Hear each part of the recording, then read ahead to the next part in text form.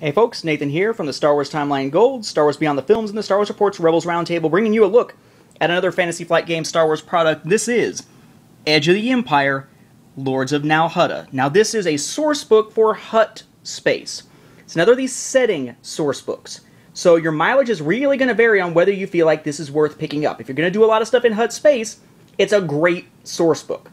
If you're not, probably not going to be a lot of use to you, and it is $40. About $30 depending on where you buy it online, but $40 retail. Again, your mileage is going to vary. Basically, 3 sections to this one this time around. After your little intro bits, of course, you have Chapter 1, which is Criminal Empires. This is basically the background of Hutt space, the background of the different Khajiitics or Hutt clans, the big ones and some of the small ones, bits about how they run their criminal empires and whatnot. Basically, background here, except for the planets. Those are background more on the individuals and the organizations. Then you've got Chapter 2, Hutt Space. Now, Hutt Space is your planet guide. Now, Hutta, Saki, Nar Shaddaa, the moon gets one, Elysia, right, if you know it from the Han Solo trilogy and whatnot. So, lots of cool background here. Then you eventually are going to wind up getting to Chapter 3, Player Options. And this, by the way, is a gank. Totally cool looking, although really seems to kind of look a lot like the ninja cyborgs from Mortal Kombat, I think. But what a cool looking piece of artwork there. So, player options are going to include a lot of the things you'd expect in the source book. One is new species. You can now play as a Hutt, a Gank, a Nikto, or a Sakayan. Again, kind of the uglies this time, but we've had a lot of ugly species recently released within the different source books and whatnot. The Ganks, probably going to be the odd one here. You may not have thought of playing as before, but kind of neat features that they've got. And of course, you can play as a Hutt, though don't expect to be a Hutt who's particularly agile, I would suppose. After getting into background on them, you've got some new weapons.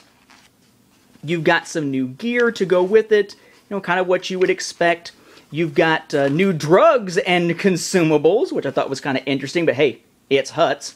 New vehicles and starships to go with it, including some of those ones we see from the Clone Wars and whatnot. And then you get into Chapter 4. Now, if the first 3 chapters are the bulk of your sort of background information, 4 kind of stands alone. That's why I think of it sort of as 3 sections of the main source book, and then there's this. This isn't an adventure. They're modular encounters you could work into your other adventures.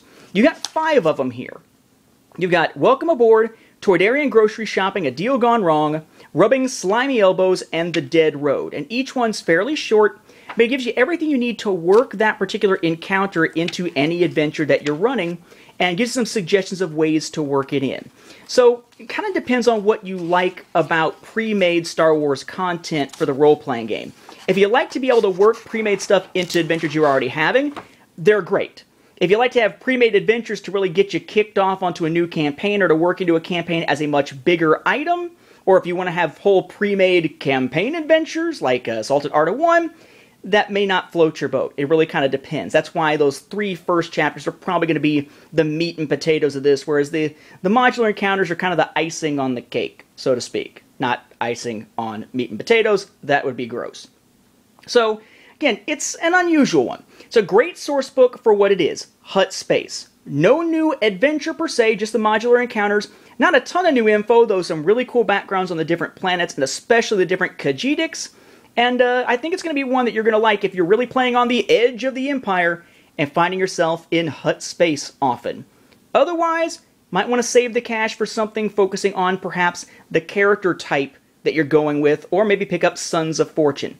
Depends on where you're playing in the galaxy.